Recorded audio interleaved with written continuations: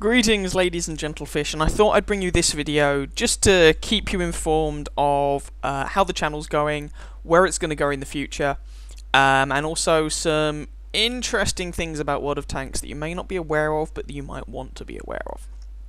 So firstly, as I'm recording this, the channel appears to be rapidly approaching 50 subscribers, which is really awesome. I wasn't expecting to necessarily really get any. The fact that I have almost 50 now, I think is kind of cool. So I just wanted to say thank you very much to all of you guys for subscribing. It's great that you have. It presumably means you like listening to me ramble on about things and watching me play games, which is, you know, cool by me. I like watching other people as well play games. But I wasn't expecting it, so a big thank you to all of you guys about that. On that note, at some point in the future, I may or may not be monetizing the channel. What that means is that you might have a couple of ads turn up, basically, at the beginning of a video. Why might I be doing this? Well, at the moment, I'm a poor little student. I'm actually coming towards the end of my PhD now, but I'm not made of money, and monetizing the channel would just give me, I guess, an excuse, perhaps, to put a little bit of money into buying a couple of unusual premium tanks, maybe, that you guys haven't seen, just showing you some stuff about that, you know, something along those lines. So I might do that at some point. So, you know, if I do, please don't be offended by it.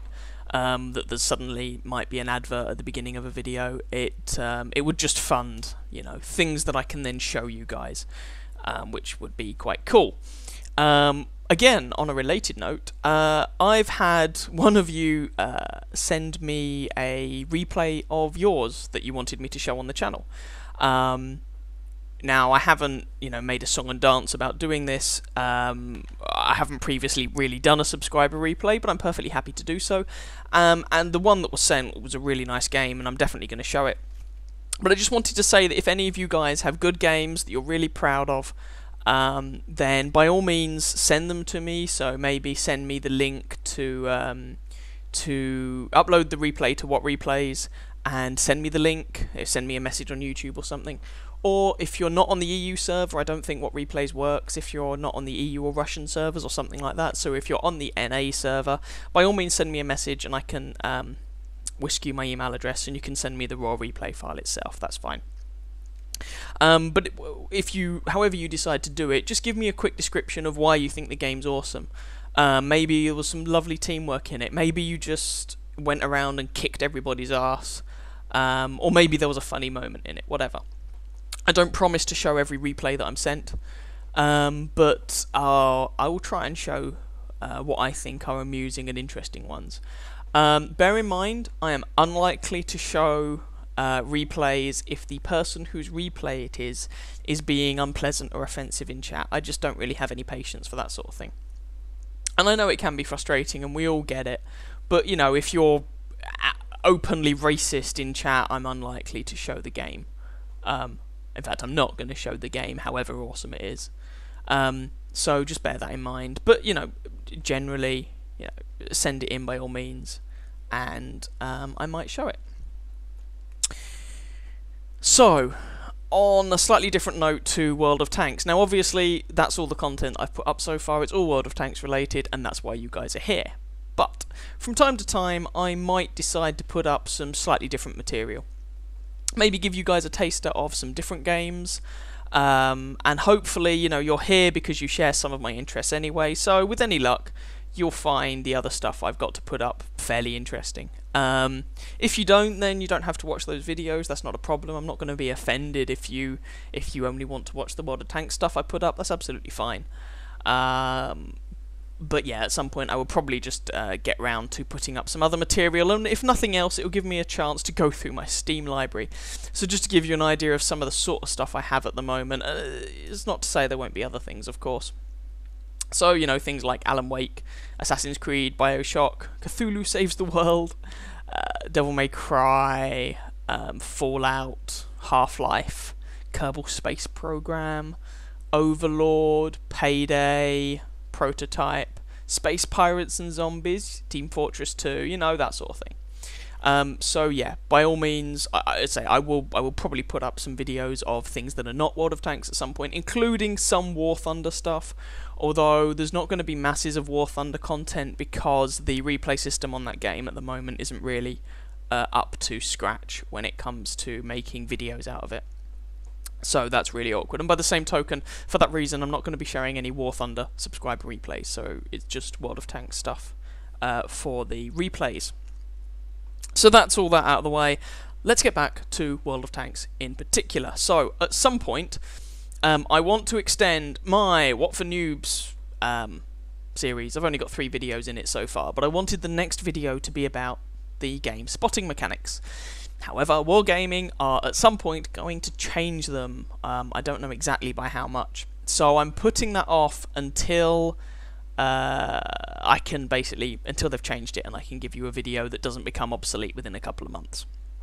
So at some point I will be doing that. Now, let's go back to in-game stuff. So, a couple of things to say here. Firstly, let's talk about the Russians. Here we go, the Russians. This is one of the most developed tech trees. It was one of the earliest tech trees to be implemented. This should come as no great surprise to people. But I'm going to talk very briefly about this monster, the KV-1S. So for those that don't know, this is one of 3 Tier 6 heavy tanks that the Russians have. And this is arguably the most one of the most overpowered tier for tier tanks in the game. And apparently, as of patch 9.3, it's getting hit with the nerf bat. So, I don't know all of the details about that, but broadly speaking, you're going to have the KV-85 instead of the KV-1S. You will still be able to mount the 122mm gun, but you're going to get substantial nerfs to things like rate of fire and gun depression. And hopefully that will balance the whole thing out. You will also have the option of mounting a 100mm gun on it, which may actually be the more flexible gun and possibly the more popular choice. And so for that sort of gun, expect, you know, something similar to the 100mm gun on the IS. Like 250 damage, 175 pen, you know, something comparable to the 90mm guns you get on the French and American tanks at about that tier. So that's getting a hard nerf. Maybe you're a fan of it, maybe you're not, maybe you love your KV-1S. Personally, I think this is an horribly overpowered piece of crap and needs to be nerfed as soon as possible. Don't get me wrong, it can be fun to play, but I didn't keep it. I didn't find it that fun, partly because I don't like that big gun. But I think it really is in need of a nerf. It will also mean that Tier 6 tank companies start looking somewhat more varied in terms of layout rather than just a bunch of KV-1Ss and Hellcats. So there's that. Next thing, so this is not confirmed, but this is something, so I don't know if you know that the World of Tanks wiki has comparatively recently been renovated, been completely updated. And several things I've read, plus 1 or 2 things I've read on the World of Tanks wiki, seem to indicate that the next tech tree to be introduced into the game will be a pan-European tech tree. So we're looking at a tech tree that is composed of tanks made by other nations in Europe that were not major players in the Second World War. So it will probably be primarily tanks from Italy, Sweden, possibly Hungary, and I imagine some Czechoslovakian, some Czech tanks in there as well. And I'm really looking forward to that. The Swedish in particular have some very interesting machines that could be awesome to see. So I don't know when that's going to happen, but and it hasn't actually even been confirmed that it will happen, but that seems to be on the cards. So, for the rest of this video, I just wanted to briefly talk about the Brits in the game, because there's a few things I think it's worth mentioning about the Brits. So, firstly, let me just take a sip of tea. Very important. That's better, so my throat doesn't die.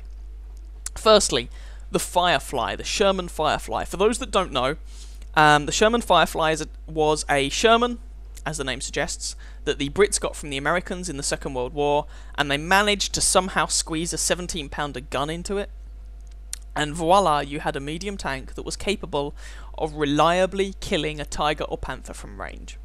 Now, there were other problems associated with the tank, but as a result it became an iconic machine. Now, there is apparently work going on another British tank line, and the most popular opinion that I can hear is that it will basically be a Lend-Lease line, so that it will include things like the Lend-Lease versions of the M3 Stuart, was it the M3, M2 Stuart? I can't remember now. The Stuart, the M3 Grant, which was the British Lend-Lease version of the M3 Lee, the Sherman Firefly, tanks like that. What will be the tier 10? I don't really know. And it may not be a single tank type all the way through, so it might be that, much like the American autoloading line, you don't have a medium line per se, for example. It might be that you get a mix of mediums, lights, tank destroyers, that sort of thing. What I would do if I were wargaming, I would introduce the Lend-Lease tanks as premium tanks. So in the same way that if you look at the Russian tech tree, here you have the Valentine, Churchill and Matilda that the Russians got under the Lend-Lease program from the British, and they're in the game as low to mid-tier premium tanks. I would do the same thing. So I would introduce the Grant, possibly a Sherman, the Stuart. I would introduce these tanks as low to mid-tier premium tanks. I would then have the Firefly, the Sherman Firefly, branch off here from the Crusader at tier 6. So a different, an alternate route rather than going through the Cromwell and up that line. And then I would have tiers 7 to 9 filled with tanks from the Commonwealth. So primarily from Australia and Canada. Now the slight glitch here is that if you look at the American tech tree, at tier 5 there's the Ram 2. Now this is actually a Canadian machine, it's not British. But nonetheless, I would introduce Commonwealth tanks at these tiers, and then at tier 10, to keep the sort of international flavour of the tech line going, I would have the Vickers main battle tank. So this was a tank designed by the British specifically for the international export market, so it was designed to be comparatively economical to buy and to run. And I think that could form a pretty decent tier 10 medium tank. Now, that's just what I would do with it. I don't know what Wargaming are going to do it, and with the Sherman Firefly, for example, there's some debate over where it would fit in. Some people seem to think it should be tier 7, because the tanks that it was contemporary with were the Tiger and the Panther, which are in the game at tier 7. Personally, I don't think that's relevant, because you have the Mouse, for example, that was designed in the 40s, matched up against tanks that were designed 10 years later, at tier 10, for instance.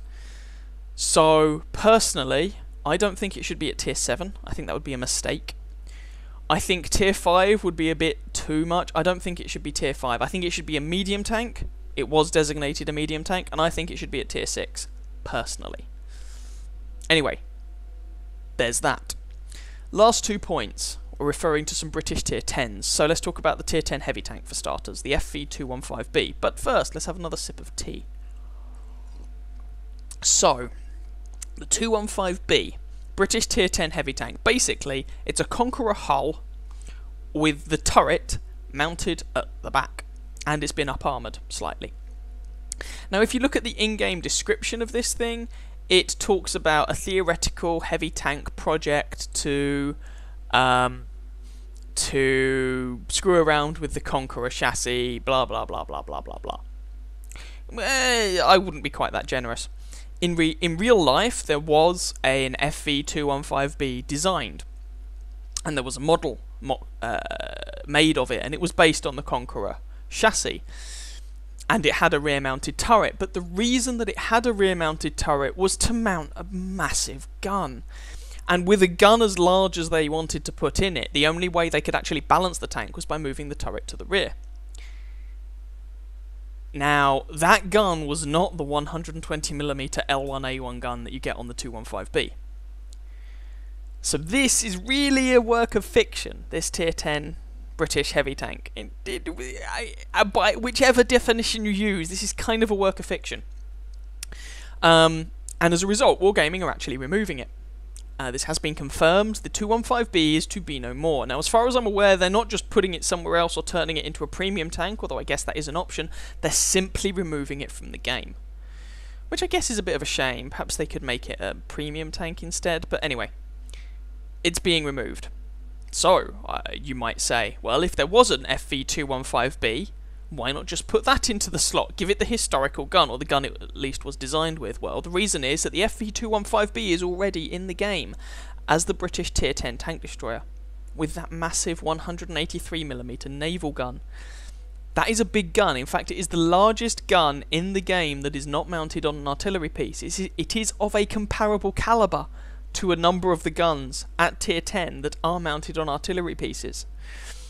And so you can see why they had to put the turret at the back. And what is this going to be replaced with? It's going to be replaced with an early model of the Chieftain. So for those that don't know, the Chieftain was a tank, not a paper tank. It was a real tank that saw service. And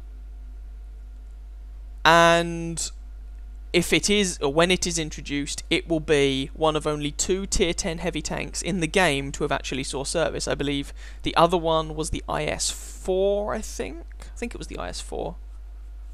Pretty sure. Anyway, it will actually be a historical tank. How can one expect it to perform? Well, I would expect it to have kind of rubbish side and rear armour, highly sloped frontal armour, very bouncy turret, good gun depression, and a badass gun. Whether the gun will actually be the L1A1 gun or a slightly different weapon, I don't know, but expect it to have a really, really badass gun. It will probably still be a long-range tank primarily. It will still be it will probably be a very good ridgeline fighter. It will hate getting outflanked. It will probably play a bit like an American tank. But I'm quite looking forward to that. Now, finally, the last thing I wanted to cover in this video was, this is perhaps the most interesting point, the FV4202, British Tier 10 medium tank.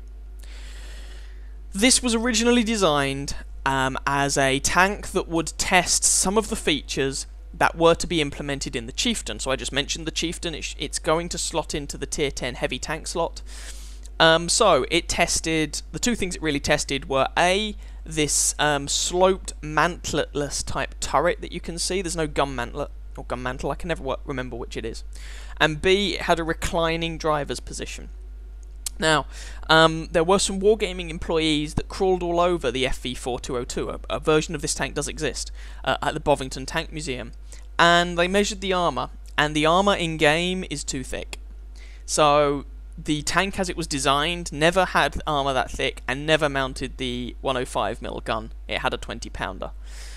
So what wargaming are doing is, and this has been confirmed, removing this tank. Sort of.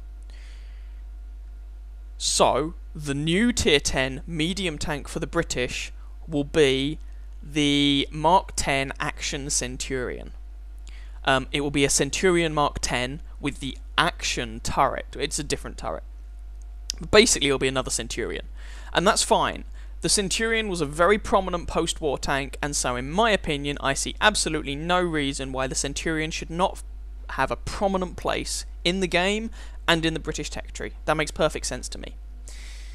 Perhaps the most interesting bit is what is happening to the 4202. The 4202 is being bumped down 2 tiers to Tier 8 and turned into a premium tank. Now, there is precedent for this. The last time Wargaming did this was with the Americans. So if we look at the American tech tree, the T-30 is now the Tier 9 American turreted tank destroyer. Many moons ago, it used to be the Tier 10 American heavy tank. At Tier 9, there didn't used to be the M103, it used to be the T-34, which is now the Tier 8 Premium American heavy tank. So basically, they bumped it out of that slot and bumped it down to Tier 8. What they did when they did this was that everybody who owned a T-34 when this happened kept their T-34.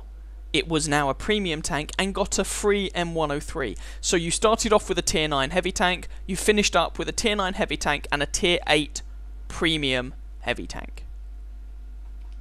Now, let's go back to the British tech tree.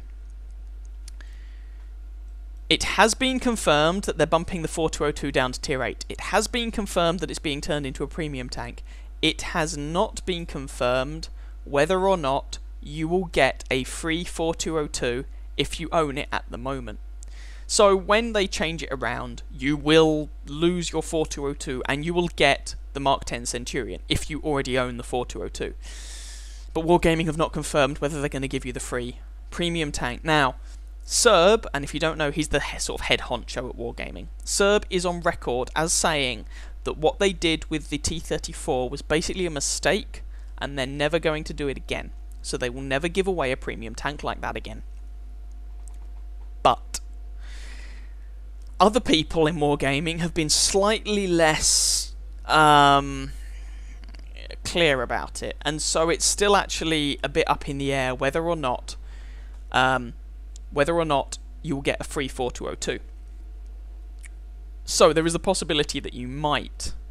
Now this means that, well, you could, if you're even vaguely up the British medium tree, you could grind up to this line. I should point out, when is this happening? Not before the new year, apparently. So it will apparently be happening at or after the new year. So you've got about 4 months.